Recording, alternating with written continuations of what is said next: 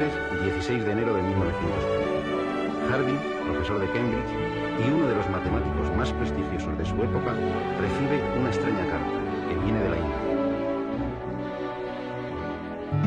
Apreciado señor, me permito presentarme a usted como un contable de la oficina del puerto de Madrás, con un salario de 20 libras anuales solamente. Tengo 23 años de edad. He hecho un estudio detallado de las series divergentes en general y los resultados a los que he llegado son calificados como sorprendentes por los matemáticos locales. Yo querría pedirle que repasara los trabajos aquí incluidos. Y si usted se convence de que hay alguna cosa de valor, me gustaría publicar mis teoremas, ya que soy pobre.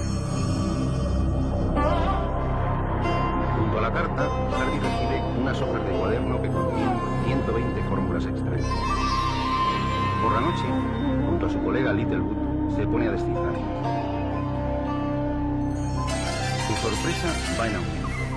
Las que consiguen desvelar les descubren que no están ante la obra de un cifrado, sino ante un genio de las matemáticas. Algunas de las fórmulas les desbordan por completo, pero como afirma Hardy, forzoso es que sean verdaderas, porque de no serlo, nadie habría tenido la imaginación necesaria para inventarlas.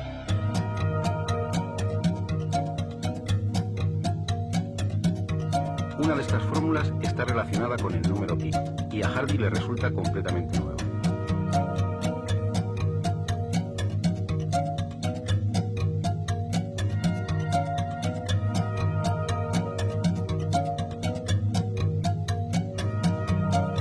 ¿Quién es el extraño autor de estas hojas? Se trata de un joven de 25 años. Había mentido en la edad. Empleado de la oficina del puerto de Madrás en la India, sin ninguna formación académica. De hecho, había suspendido los exámenes en el colegio universitario, pero con un gran talento matemático. Su nombre es Srinivasa Ramanujan.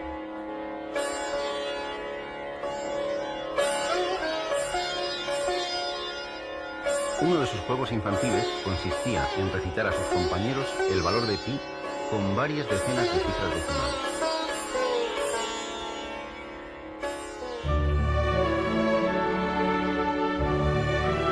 Sin dudarlo, Hardy invitó a este prodigioso joven a Cambridge, donde trabajaron codo con codo desde 1914 a 1919, año en que Ramanujan, aquejado de una grave enfermedad, regresó a la India. Murió al año siguiente.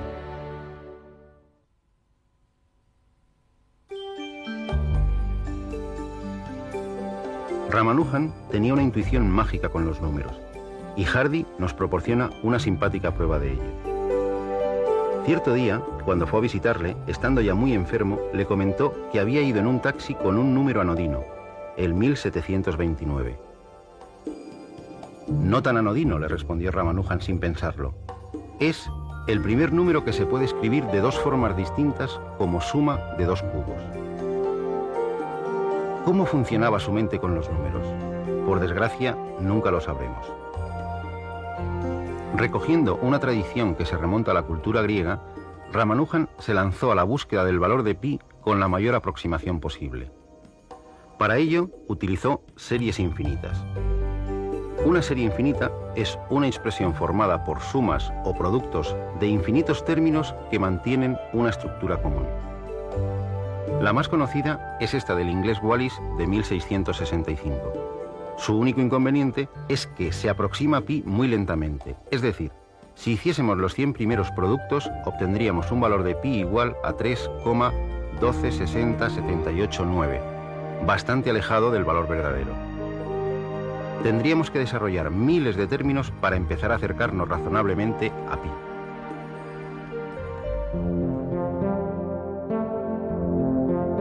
Desde el siglo XVII, series de este estilo han jugado un papel fundamental en la historia de las matemáticas y, francamente, no dejan de sorprendernos.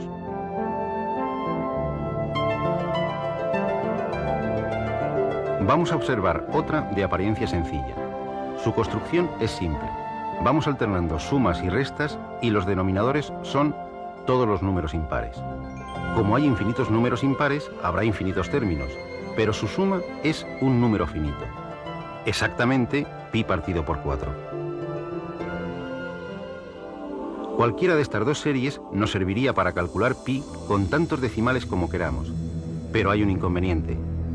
Tendríamos que desarrollar tantos términos que el más potente ordenador tardaría años en proporcionar solo las 100 primeras cifras exactas y tendría que emplear una serie de 10 elevado a 50 términos. Ramanujan descubrió una serie que se aproxima al valor de pi a velocidad de vértigo. La serie es esta. Cada nuevo sumando proporciona 8 decimales exactos de pi.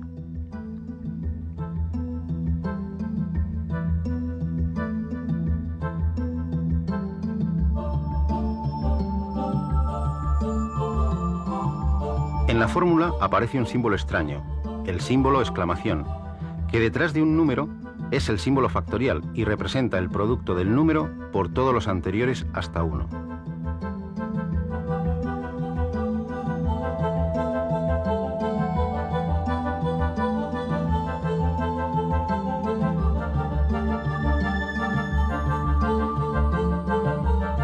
Como ven, la fórmula ya no es nada elemental, y lo más curioso es que Ramanujan la descubrió investigando algo en absoluto relacionado con pi, unas funciones especiales, las funciones modulares. Pero antes de aventurarnos en los millones de cifras de pi, vayamos al principio de la historia de este número tan extraño.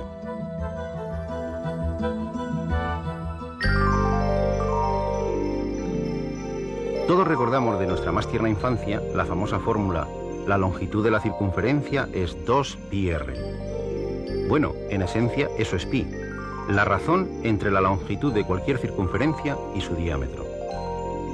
Si dividimos la longitud de cualquier circunferencia entre su diámetro, siempre obtendremos el mismo resultado, pi. Pero no es tan fácil medir una circunferencia, y además es imposible hacer estas medidas con una precisión total. Así que solo obtendremos valores aproximados de pi.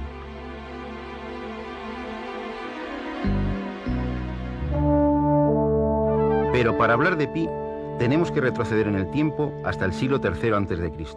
y viajar hasta el sur de Italia, a Siracusa.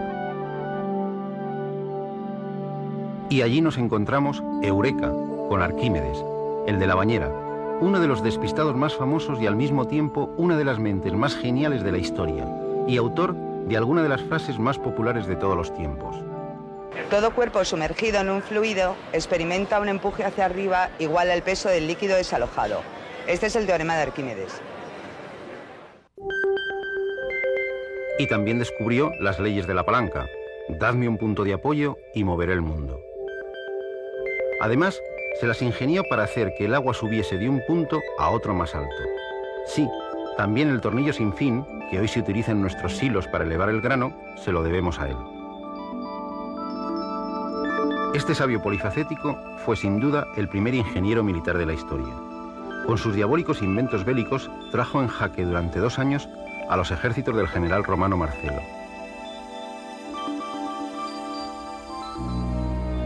Murió atravesado por la espada de un soldado romano mientras dibujaba en el suelo figuras geométricas. Según la leyenda, sus últimas palabras fueron: no borres mis círculos. Arquímedes es el padre de un buen número de descubrimientos relacionados con las figuras y los cuerpos redondos. Pi le debe mucho a Arquímedes, o Arquímedes a Pi, según se mire. Euclides ya nos dice en sus famosos elementos que las áreas de los círculos son proporcionales al cuadrado de sus radios.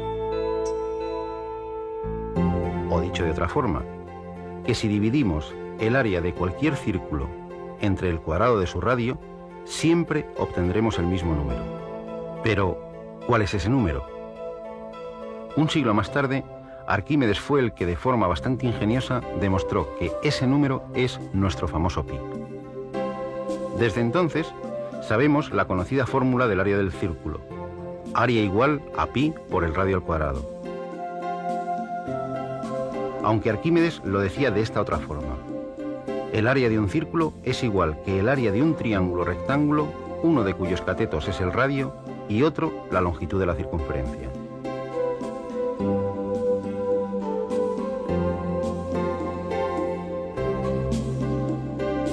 El área del triángulo es L por R partido por 2. Y desarrollando, obtenemos pi por R al cuadrado, es decir, el área del círculo.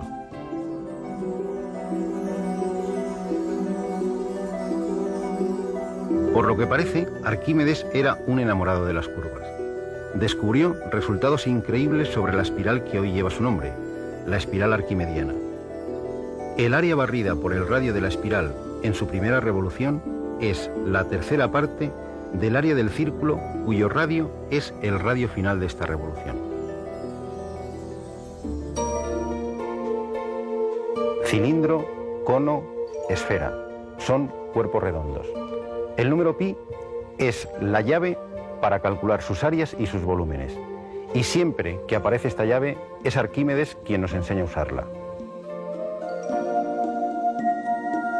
Descubrir la manera de calcular las áreas laterales del cilindro y del cono no le debió suponer a Arquímedes un esfuerzo especial, ya que basta con extender en el plano estas superficies. El área lateral será entonces la longitud por la altura, es decir, 2πr por h.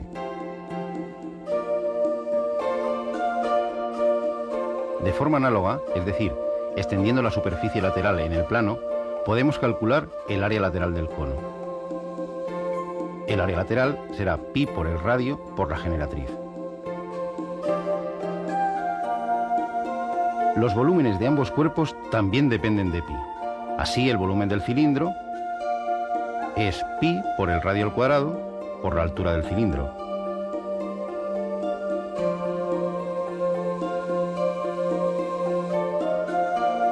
Y el volumen del cono es igual a 1/3 de pi por el radio al cuadrado por la altura del cono. Lo que ya no es una tarea tan simple es calcular el área y el volumen de una esfera. En su asombroso libro sobre el círculo y la esfera, Arquímedes nos demuestra que el área de una esfera es 4 veces el área de su círculo máximo.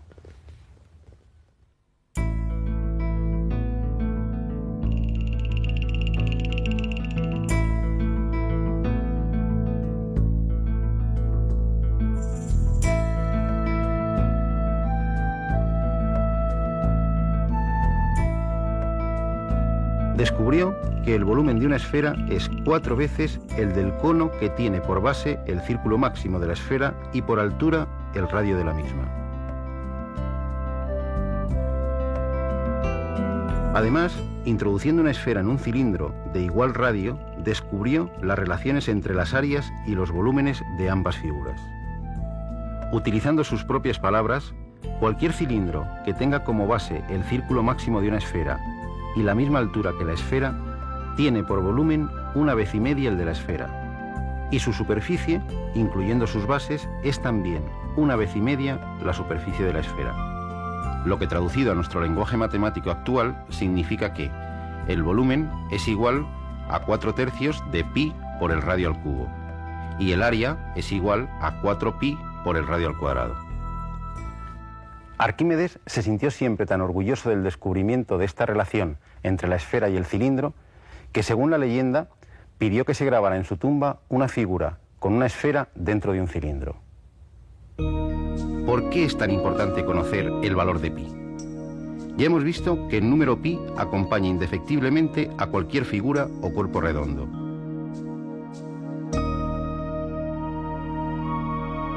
Para calcular cosas tan dispares como la masa de la Luna, o el material necesario para la construcción de un oleoducto, o la capacidad de los depósitos de combustible, o incluso la distancia de Madrid a Nueva York, necesitamos a pi.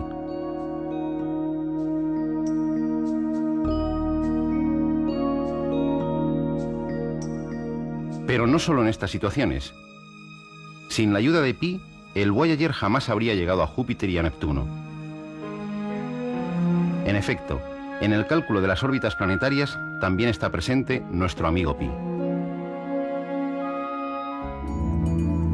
Cualquier estudio de una población grande de características tan distintas como estatura, edad, ingresos, años de estudios, cotización a Hacienda, se ajusta a una curva similar a esta, es decir, a una campana de Gauss.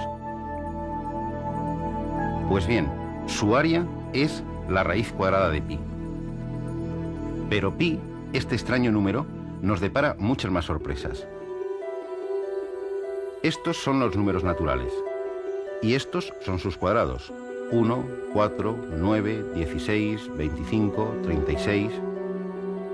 Si tomamos sus inversos, obtendremos fracciones cada vez más pequeñas. Si sumamos todas estas fracciones, nos iríamos acercando cada vez más a un determinado número. En apariencia nada espectacular. 1, 64, 49, 34, 1... Nada espectacular. Bueno, no tiene nada de extraño salvo que es precisamente la sexta parte de pi cuadrado. ¿Qué misterios rodean a esta constante universal de naturaleza tan simple, pero que aparece en las situaciones matemáticas más dispares? Quizá nunca lleguemos a conocerlos por completo. Pero lo que sí sabemos es que ha ejercido un poderoso influjo entre los matemáticos de todas las épocas, y desde hace más de 3000 años. Desde que en 1761 Johann Heinrich Lambert presentase en la Academia de Berlín la primera demostración de que pi es un número irracional, sabemos que este número no se puede escribir como una fracción, es decir, que tiene infinitas cifras decimales que no se repiten periódicamente. Jamás podremos expresar con nuestras cifras su valor exacto. Si pensamos que con los 11 primeros decimales de pi podemos calcular la circunferencia de la Tierra con un error inferior a 1 centímetro, y que con los 40 primeros decimales podríamos calcular el diámetro del universo con un error inferior al diámetro de un átomo de hidrógeno, parecerá que tanto esfuerzo por encontrar cada vez más decimales de pi es fruto de una obsesión o una enfermedad de los matemáticos. Sin embargo, esta búsqueda ha enriquecido otros campos de las matemáticas muy poco relacionados con los círculos.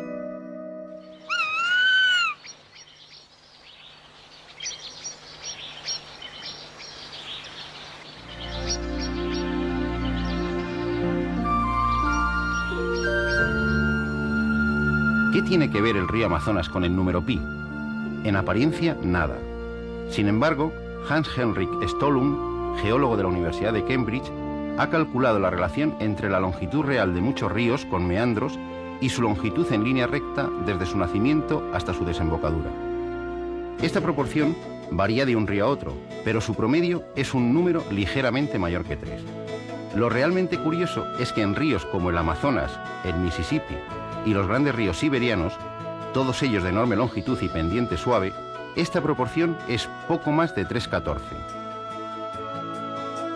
Sospechosamente parecida al número pi. Pero vayamos al principio. En la Biblia aparece una de las primeras referencias, no muy afortunada, del valor de pi. En el libro de los Reyes se citan los utensilios que Salomón mandó construir para su templo, entre ellos un mar de fundición, un gran cuenco. Según el texto bíblico, hizo fundir un mar 10 codos desde una orilla a la otra, completamente redondo, y su altura era de 5 codos, y con una cuerda de 30 codos lo rodeó. De la cita se deduce que asignaba a pi el valor de 3.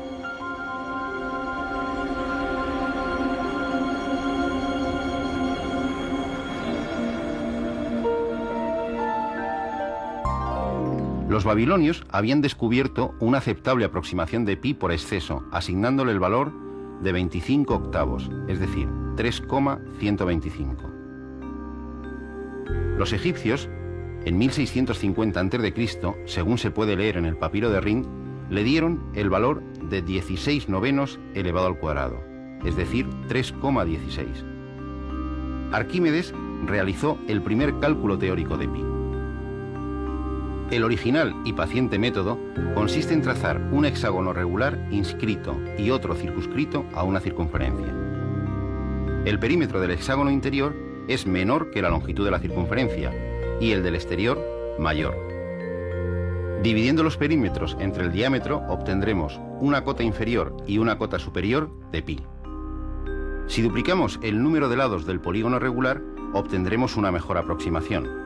Pues bien, con suma paciencia, esto es lo que hizo Arquímedes hasta alcanzar un polígono de 96 lados, con lo que demostró que pi está comprendido entre 223 partido por 71 y 22 partido por 7, es decir, entre 3,1408 y 3,1429. Había empezado la gran carrera para obtener cada vez un valor más próximo a pi, una auténtica carrera de relevos. Ptolomeo, en el siglo II, obtiene un valor que se repetirá hasta la saciedad en todas las escuelas durante cientos de años. Pi igual a 3,1416.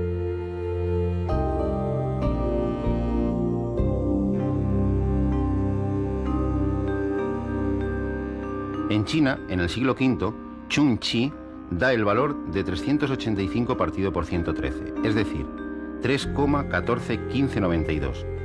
7 cifras, no está mal.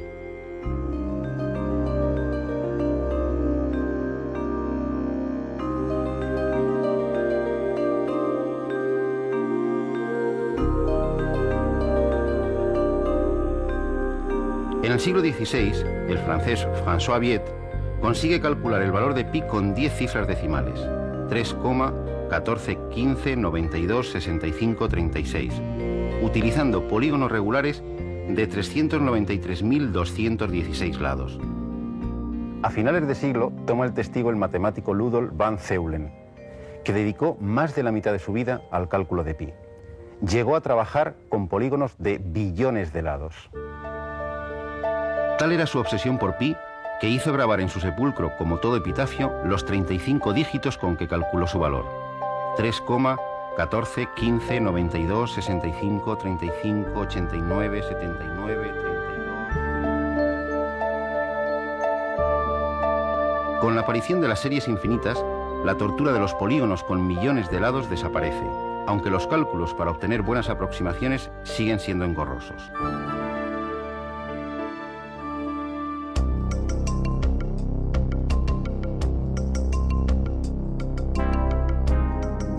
Y la carrera continúa. Utilizando series de convergencia cada vez más rápida, Abraham Sharp obtuvo 71 cifras de pi. Days obtuvo 200 cifras en 1824 y Richter, 30 años más tarde, obtuvo 500 cifras. Quizá la historia más entrañable de esta maratón sea la del matemático inglés Sans, que en 1873 creyó haber calculado los 707 primeros decimales de pi. Él nunca llegó a saber que en la cifra 528 había un error. Este hecho se descubrió en 1945. El nacimiento del ordenador impulsó de nuevo esta carrera sin fin. En 1949, von Neumann, con el ya mítico ordenador ENIAC, obtuvo 2037 dígitos en solo 70 horas. En 1958 se obtuvieron las 10.000 primeras cifras. En 1961, las 100.000 primeras en menos de 9 horas. El millón se rebasó en 1973, los 10 millones en 1985, los 100 millones en 1987. En la actualidad, el récord está en los 50.000 millones de cifras. Pero la carrera no ha hecho más que empezar. De hecho, aunque no se lo crean, no estamos mucho más cerca de la meta que nuestro buen amigo Arquímedes. Y nunca lo estaremos. En fin, las bromas del infinito. Pero eso es otra historia.